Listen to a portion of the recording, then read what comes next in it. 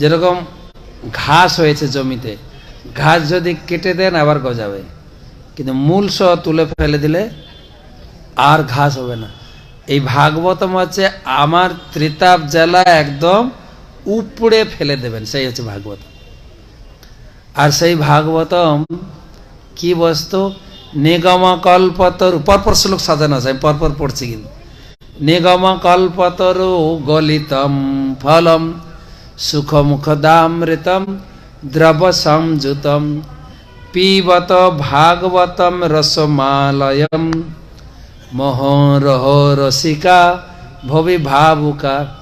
এই ভাগবতম সমস্ত শাস্ত্রের সার। আপনার প্রথম স্কন্ধে পড়বেন, ব্যাসদেব তিনি এই শাস্ত্রগ্রন্থ তো অন্যান্য যুগে, কলিযুগের আগে এরকম লিখিত আকারে ছিল না। এটা ছিল বেদ বা শ্রুতি, গুরুদেবের কাছ থেকে শিষ্য শুনে মনে রাখতেন। আবার গুরুদেব চলে যাওয়ার পরে সেই শিষ্য যখন শিষ্যকে দীক্ষা দিত তখন তার শিষ্যকে বলতেন, তার শিষ্য শুনে মনে রাখতেন। কিন্তু কলিযুগে আমরা মনে রাখতে পারি না। আমাদের সব কিছু ব্রেনে, আমাদের কিছু নেই, পুরো খালি। আমরা আমাদের নিজেদের ব্রেনের উপরে ভরসাও করি না, তাই আমরা রেকর্ডিং করি। এই যে রেকর্ডিং চলছে, যদি ভুইলা যাই মহারাজ যে কি বললো।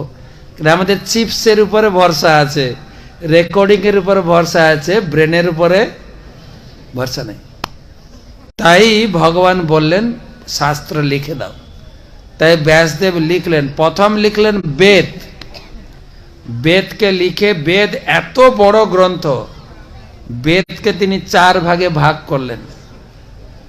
4 জন মুখ্য শিষ্যকে পড়ালেন, একজন পুরো বেদ পড়তে পারবে না।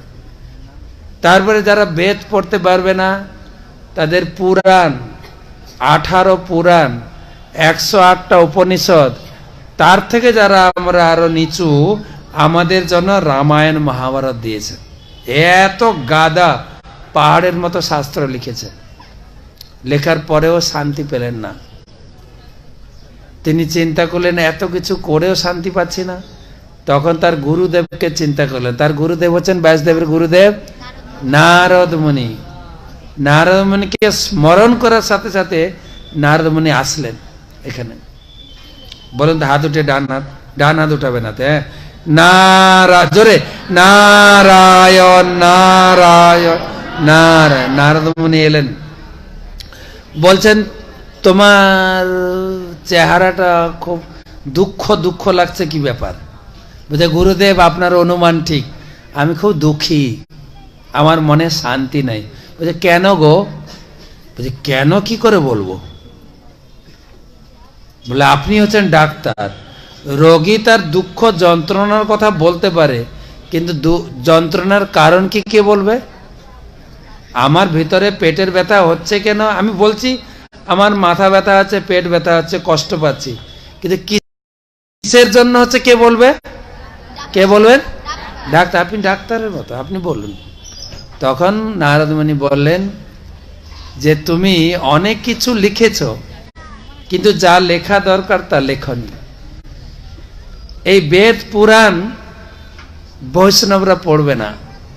তৎ ব্যয়সম উষ্ণন্তি মানসা ন চত্র হংসা নিরমন্ত উশিক্ষয়া। এই যারা কাক জাতীয় লোক না, কাক আর হংস দুটো আলাদা, কিন্তু কাক নোংরা খায়, তাই না? কাককে আমরা বইতে পড়তাম, কাক হচ্ছে ঝাড়ুদার পাখি। জানি না বাংলাদেশে পড়েছেন কিনা। হ্যাঁ, খাক করে থুতু ফেলে দেবেন, ওইসে খেয়ে নেবে, তাই না? ঝাড়ুদার পাখি, নোংরা খায়। আর হাঁস, হাঁস জলের সঙ্গে যদি দুধ মেশানো থাকে, ও শুধু দুধ টেনে খাবে, জলও খাবে না, সার জিনিস টানতে পারে। তো এই বৈষ্ণবরা আছে হংসের মতো, তারা তোমার এই প্রোডাকশন পড়বে না, বেদও পড়বে না, পুরাণ পড়বে না। যারা হংস জাতীয় নোংরা খুঁজবে, কোথায় লেখা আছে মাছ মাংস খাওয়া দেখি, ওইটুকু পড়ে ওরা খাবে। খাচ্ছে না? অন্যান্য আশ্রমে ওরা প্রশ্ন করে কোথায় লেখা আছে ধর্ম করতে গেলে নিরামিষ খেতে হবে, এ তোমরা একটা বানিয়েছে এগুলো। আমরা বলি কোথায় লেখা নেই, বলুন না, নিয়ে আসুন বই। আর যখন দেখায় আপনারা না খুব তর্ক করেন বলে, তারা আবার কিছু কিছু নিরামিষ বানিয়েছে না, মাছ মাংসকে নিরামিষ বানিয়েছে না। রহিতস্য কাতলস্য মৎস্য রাজ এলিশস্য চৈব কই মাগুর চিতলস্য ষষ্ঠ মৎস্য নিরামিষ স্বভাব। এই 6টা মাছ খেলে নিরামিষ। তারাও সংস্কৃত শ্লোক বানিয়ে আমাদের সঙ্গে পাল্লা দিচ্ছে। তো বেদ লিখো না। আসলে ব্যাসদেবের লেখার উদ্দেশ্য ছিল যে তোমরা মাংস খেতে চাও, ঠিক আছে, মাসে একবার খেও, অনুমোদন করেছেন বেদে। অমাবস্যার রাত্রিতে গ্রাম থেকে জঙ্গলে যাবে, একটা পশুকে নিয়ে হত্যা করে মাকে নিবেদন করে খাবে, মায়ের প্রসাদ।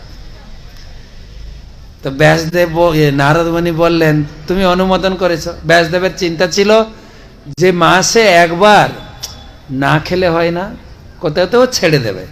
কিন্তু নারদ মুনি বলছে না গো, অতটা সোজা ব্যাপার নয়। তারা যখন তাদেরকে যখন অনুমোদন দিয়েছে, কে অনুমোদন দিয়েছেন? ব্যাসদেব। আরে ব্যাসদেব খেতে বলেছে, মাকে নিবেদন করে খেতে বলছে, মায়ের প্রসাদ। তো ডেলি মায়ের প্রসাদ খাওয়া যাবে না কেন? প্রভুপাদ লিখেছেন, আমাদের কলকাতায় আমরা দেখি যত হিন্দু লোক মাংস বিক্রি করে মায়ের ছবি আছে, কিন্তু একদম পাক্কা মায়ের প্রসাদ। প্রভুপাদ লিখেছেন তাৎপর্য। তো সেটাই ব্যাসদেব বললেন, নারদ মুনি বললেন তোমার এই লেখার ভিতরে ভুল থেকে গেল। লোকে সুযোগ নেবে, শুধু সুযোগ নিয়ে তারা অপকর্ম করবে, ধর্মের নাম করে অপকর্ম করবে, যা করছে দুনিয়ার লোকে। তো তুমি ভাগবতম লেখো। তখন ভাগবতম, ব্যাসদেব বললেন আবার আমাকে লিখতে হবে? যদি আপনাকে বলা হয় সামনে গৌর পূর্ণিমা আসছে, আমাদের হরে কৃষ্ণ সংকীর্তন সমাচারে আপনার একটা লেখা প্রকাশিত হবে, আপনি লিখুন। তো আপনি অনেক শাস্ত্র ঘেঁটে মেটে 1-1.5 মাস একদম অনেক সময় খরচা করে লিখেছেন। এবারে নিয়ে গেছেন, যিনি ছাপবেন তিনি বলবেন এই লেখাটা ভুল, আপনি নতুন লিখুন। আপনি কি করবেন? দপ্তরি আমার দ্বারা ওসব হবে না, এত খাটনি করে লিখলুম, আপনি বাদ দিয়ে দিলেন, এটা পড়ে তো দেখুন, বলবো কিনা বলুন। আর গুরুদেব বলছেন যা তুমি লিখেছো প্যাকিং করে নদীর জলে চুবাও, নতুন করে লেখো। আমাকে আবার লিখতে হবে? ব্যাসদেবের হাত কাঁপছে, বয়স হয়ে গেছে। বলে হ্যাঁ ভুল করেছে তো ভুলের প্রায়শ্চিত্ত করতে হবে না, লিখতে হবে না, লেখো। তবুও নারদ মুনি বলছেন ঠিক আছে তোমাকে লিখতে হবে না, তুমি ডিকটেটিং করবে। ডিকটেটিং বলো, তুমি বলবে, আমি লেখার আরেকজন লোক ঠিক করে দিয়ে যাব। কাকে? গণেশজিকে দিয়ে গেলেন। গণেশের একটা অহংকার আছে জানেন তো, সব পূজার আগে তার পূজা হয়। সে বলে আমাকে লিখতে হবে, আমাকে এমন কথা কইল, কিন্তু না বলার তো উপায় নেই। কেন? দেবর্ষি হন্তদন্ত করে এসছে, ঠিক আছে লিখুম, আমি লেখা শুরু করলে বন্ধ করব না। ব্যাসদেব চিন্তা করছে চঞ্চল বালক, একে দিয়ে আমি ভাগবতম লেখাবো কি করে? আমি হচ্ছি বয়স্ক বুড়ো, আর এ হচ্ছে তর তাজা চঞ্চল। ওকে, ওর শর্ত হচ্ছে আমি লেখা শুরু করলে থামবো না। ব্যাসদেব বলেন আমার একটা শর্ত তোমার সঙ্গে। বলছে কি শর্ত? আমি যা বলবো ভালো করে বুঝবে তারপরে লিখবে। বলছে ঠিক আছে। লেখা শুরু হয়েছে, শ্লোক বলতে বলতে যখন শ্লোক শেষ হয়ে যায় ব্যাসদেবের মাথায় একটা কঠিন শ্লোক ঝেড়ে দেন, আর সেটাই আমাদের লম্বোদর। লম্বোদর না কি বললে? লম্বোদর আছে না, লম্বোদর আর গজানন, তাই না? এত বড় মাথা, মাথাটা ঘুরতে থাকে, এই শ্লোকটার মানেটা কি? তখন আবার কিছু শ্লোক জমা হয়, তখন লেখেন। এইভাবে ভাগবতম লেখা আছে। কিছু কিছু কঠিন শ্লোক আছে, শুধু এই শর্তের জন্য কঠিন শ্লোকগুলো এসছে, আমাদেরও বোঝা কঠিন হয়ে যায়। তো সেইভাবে লেখা হয়েছে ভাগবতম। ভাগবতম লিখেছেন, লেখার পরে তিনি চিন্তা করছেন এই সুন্দর গ্রন্থ আমি কাকে দিয়ে যাব, কেই বা সে ভাগ্যবান ব্যক্তি আছে কার হাতে এই অমূল্য সম্পদ দিয়ে যাব। এখন তো আপনার ভয়ে হাত তুলছেন না, যদি হাত তুলি মহারাজ নিতে বলবে কেমন ভাবে নেব। হ্যাঁ, অনেক কষ্টে কয়েকটা হাত তোলাইছিলাম, হ্যাঁ ভয় করছে, কিন্তু এটা নেওয়ার সবার ভাগ্যে হয় না। তো কার হাতে আমি দিয়ে যাব এই অমূল্য সম্পদ, কে এটা ধারণ করবে, কে এই জ্ঞানের পরম্পরা বয়ে নিয়ে যাবেন। চিন্তা করতে করতে ভগবানের কাছে গিয়ে প্রার্থনা করছেন, প্রভু আমাকে একটা নিজের মতো করে ছেলে দেন না, আমি তাকে পড়াবো, তাকে নিজের মতো করে পড়াবো, শেখাবো, পরীক্ষা নেব, আর সেই পরবর্তীকালে সারা দুনিয়াকে পড়াবে। তিনি হচ্ছেন সুখদেব গোস্বামী। আর সে হচ্ছে সুখ পাখি, সে একটা পাখি। কিন্তু আমরা আমরা পাখি শুনেছি না, সুখসারির দ্বন্দ্ব, সেই সুখ পাখি, সেই সুখ পাখি এলেন সুখদেব গোস্বামী রূপে, ব্যাসদেবের পুত্র রূপে। পিবত ভাগবতম রসমালয়, এই ভাগবতম হচ্ছে কুমিল্লার রসমালাই, রসমালয়ম, রসমালাই পুরো রসে ভরা। প্রথম স্কন্ধ মহাভারতের কাহিনী, দ্বিতীয় স্কন্ধ ভাগবতমের ভূমিকা, তৃতীয় স্কন্ধ কর্দম মুনির কাহিনী। বাবা জন্ম দিয়ে কর্দম মুনিকে বলে তুমি গিয়ে তপস্যা করো। 10,000 বছর তপস্যা করেছেন, তপস্যা করার পরে ভগবান এসে গেছেন। কি সুন্দর তুমি তপস্যা করলে, তোমার তপস্যা আমি খুব খুশি, এর আগে এরকম কেউ তপস্যা করেনি, আমার মনে হয় না এরকম তপস্যা কে করবে, কিছু বর চাও না প্লিজ। বলছে প্রভু তুমি আমাকে বর দেবে? এটা বর চাইবো, আমি বিয়ে করতে চাই, এটা মেয়ে ঠিক করে দাও না প্লিজ। আর ভগবান শুনে এত আনন্দ পেয়েছে, আনন্দে ভগবানের চোখ দিয়ে জল নামছে ঠকঠক করে। আর সেই জায়গার নাম হয়েছে বিন্দু বিন্দু করে জল পড়তে বিন্দু সরোবর। এ কাহিনী ভাগবত। তোমার বলছে কিরকম মেয়ে? সুন্দরী মেয়ে, সুন্দরী মেয়ে। একটা কাহিনী বলি শুনো। একবার মেয়েটি, তখনকার দিনে মেয়ে ছিল না, মাত্র 3টে মেয়ে ছিল সারা পৃথিবীতে, আকুতি, দেবতী, প্রসূতি। বিয়ে করার ইচ্ছা হয়েছে, কোথায় মেয়ে খুঁজতে যাবো, রাস্তাঘাটে তো পাওয়া যায় না যে আই লাভ ইউ বলে হাত বাড়িয়ে দেবো, নেই তো। সেই জন্য ভগবানকে লাগিয়েছে, আর ভগবান খুশি হয়ে গেছে। কেন খুশি হয়েছেন জানেন? সরলতা। বিয়ে করার ইচ্ছা হয়েছে, বলেছেন, ভগবান খুশি। আমরা সরল নাই। মা যদি বলে বা বাবা যদি বলে কিরে তোর মার কত হাত পুড়িয়ে রান্না করবে, এটা হেল্পার নিয়ে আয়, আমি বিয়ে করবো না, এরকম বলবে না কিন্তু, আমি ঘর ছেড়ে চলে যাবো। হয়তো ভিতরে ভিতরে মেয়ের সঙ্গে যোগাযোগ রেখেছে, আর মুখে বলছে বিয়ে করবো না। আর এ কিন্তু ভিতরে ছিল বিয়ের ইচ্ছা, বলে দিয়েছেন, ভগবান খুশি হয়ে গেছেন। বলছে কিরকম মেয়ে ঠিক করেছো? বলে কিরকম মেয়ে জানো? বাবার ছাদে খেলছিল একবার, বল নিয়ে খেলছিলেন। বল খেলতে খেলতে বল উপর দিকে যাচ্ছেন, উঁচু হচ্ছে তো, উপর দিয়ে যাচ্ছিল একটা হেলিকপ্টার, স্বর্গের দেবতা বিশ্বাবাসু ছিল। ও দেখছে আরে এত সুন্দরী মেয়ে আমার স্বর্গে তো নেই তো, এই জানলা দিয়ে মেয়েটার মুখ দেখতে দেখতে হেলিকপ্টার থেকে পড়ে গেছে। এত সুন্দর মেয়ে আমি তোমার জন্য ঠিক করেছি। বলছে প্রভু কবে বিয়ে হবে? বলছে কালকে পরশু দিন বাবা মা তার মেয়েকে নিয়ে এসে তোমাকে সম্প্রদান। তুমি বাবাজি লোক, কোথায় কার্ড ছাপাবে, কোথায় হল ঘর বুকিং করবে, এখানেই সব হবে সব। এ সুন্দর কাহিনী তৃতীয় স্কন্ধে। চতুর্থ স্কন্ধে পাবেন শ্বশুর জামাইয়ের ঝগড়া। পৃথিবীর ইতিহাসে জানেন শ্বশুর জামাইয়ের ঝগড়া বিখ্যাত বেদে রয়েছে। কার নাম? শ্বশুর জামাই ঝগড়া কে জানে না গো? হ্যাঁ, দক্ষ শিব। পড়ুন কিরকম রসি রসি, 7টা অধ্যায় আছে।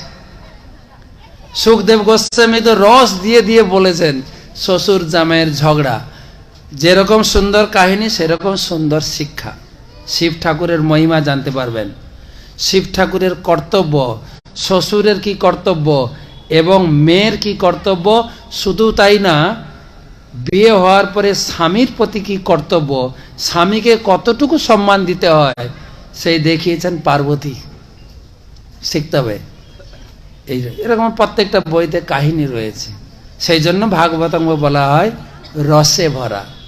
পিবত ভাগবতম রসমালয়, সেই ভাগবতম রাখবেন। শাস্ত্রে ভাগবত মাহাত্ম্যে বলা হয়েছে এই ভাগবত হচ্ছেন সাক্ষাৎ ভগবান। 12টা স্কন্ধ ভগবানের 12টা অঙ্গ, যেখানে ভাগবত থাকবে ব্রহ্মাকে স্বয়ং নারায়ণ বলছেন, হে পুত্র ব্রহ্মা, যার বাড়িতে ভাগবতম থাকবে আমি লক্ষ্মীকে নিয়ে তার বাড়িতে পার্মানেন্ট বাস করব। শুধু তাই না, গুরু মহারাজ শ্রীমৎ জয়পতাকা স্বামী গুরু মহারাজ বলছেন, তুমি হয়তো জীবনে তীর্থ দর্শন করনি, বৃন্দাবন যাওনি, নবদ্বীপ যাওনি, হরিদ্বার, গয়া, কাশী যাওনি, একটা ভাগবতম বাড়িতে রেখে দাও। সমস্ত দেবদেবী আসবেন, লক্ষ্মী থাকবেন, ভগবানের যত প্রেমী ভক্ত, পঞ্চপাণ্ডব এবং ধ্রুব, প্রহ্লাদ আদি যত ভক্ত আছে, এবং যত পবিত্র নদী আছে, গঙ্গা, যমুনা, সরস্বতী, আপনাদের বাংলাদেশের পদ্মা, সব পবিত্র নদী, পবিত্র পর্বত, গোবর্ধন পর্বত, মন্দার পর্বত, শিলচয়া, সব তার বাড়িতে থাকবে। তার বাড়িটা হয়ে যাবে মহাতীর্থ। হরি বল। কেবল ভাগবতম রাখার মাধ্যমে। তাই চৈতন্য ভাগবত থেকে একটা শ্লোক নিয়ে গুরুমার সবাইকে বলে, ভাগবত রাখো। চৈতন্য ভাগবতে বলা হয়েছে, ভাগবত থাকয়ে যে ঘরে কোনো অমঙ্গল নাহি তথাকারে। ভাগবতম ঘরে প্রবেশ করা মানে সমস্ত অমঙ্গল দূরীভূত হয়ে যাবে। হরি বল। বলে না, ভগবান যা করেন মঙ্গল, মঙ্গল আর মঙ্গল বিরাজ করবে। তাই সকলকে আমার অনুরোধ করি, প্রত্যেকের বাড়িতে ভাগবত, ঘরে অনেক কিছু রেখেছেন, টিভি, ফ্রিজ, ওয়াশিং মেশিন, ঘর কমপ্লিট নয় যতক্ষণ আপনি ভাগবত না রাখবেন। ভাগবতম রেখে দিন। হয়তো আপনি মনে করছেন এখন আমার পড়ার সময় নেই, এখন রাখুন, ভগবান আপনাকে পড়ার সময় দেবেন। রিটায়ার্ড লাইফ সবার জীবনে আসবে, তখন পড়তে চাইলেও পাবেন না। কেন? তখন আপনার হাতে অর্থ নেই। অর্থ কার হাতে? ভাগবতমে বলছেন, ভাগবত পর গেহম উপাসতে। আপনি আপনার নিজ বৃদ্ধ হয়ে গেলে আপনি নিজের বাড়িতে বাস করেন না, কিন্তু কার বাড়িতে বাস করেন জানেন? ছেলের বাড়িতে। ছেলেকে জিজ্ঞাসা করবেন, দাদা তোমার বাড়িতে কে আছে? আমি, আমার স্ত্রী, একটা ছোট্ট মেয়ে, যেন বাবা মাও আমার ঘাড়ে আছে। বা বৌমাকে জিজ্ঞাসা করুন, বৌমা, মাসিমা তোমার বাড়িতে কে আছে? আমি, আমার স্বামী, শ্বশুর শাশুড়ি এখন আমার কাছে। কার কাছে?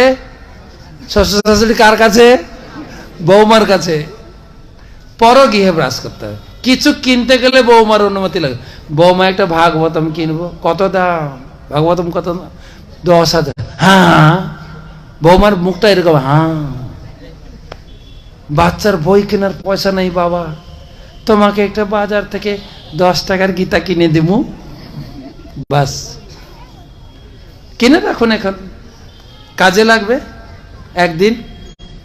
একদিন কাজে লাগবে। আমাদের ছিল ভক্তিচারু স্বামী গুরু মহারাজ প্রায় বলতেন, প্রভুপাদ লিখেছেন বইগুলো প্রচার করবে। হয়তো ও এখন পড়ছে না, কিন্তু কোন পরিবারের তস্য কোনো এক পুত্র পড়ে তোমাদের এই বই বিক্রি করার পরিশ্রম, এই ঋণ শোধ করবে। একদিন না একদিন পরিবারের একজন ভক্ত হবে, আর সেই ভক্ত হলে তার পূর্বের পরের 21 পিঢ়িকে উদ্ধার করতে পারবে। কেবল একটা ভাগবতম 21 পিঢ়ি না, 21 পিঢ়ি তো প্রহ্লাদ মহারাজকে বলেছেন, মহাপ্রভু একটু বাড়িয়েছেন, সেলটা বাড়িয়ে দিয়েছেন। পরিবারে কেউ যদি করয়ে সন্ন্যাস, 3 কোটি পুরুষ হয় বৈকুণ্ঠে বাস। কেউ যদি একজন বৈষ্ণব ভক্ত হয়ে যান ভাগবত পড়ে, 3 কোটি পুরুষ বৈকুণ্ঠে চলে যাবেন। 10-15 হাজার টাকা দিয়ে 3 কোটি পুরুষকে বৈকুণ্ঠে পাঠাবেন না? কি পাঠানো যায় কিনা দেখুন না, কে কে বৈকুণ্ঠে পাঠাতে চান।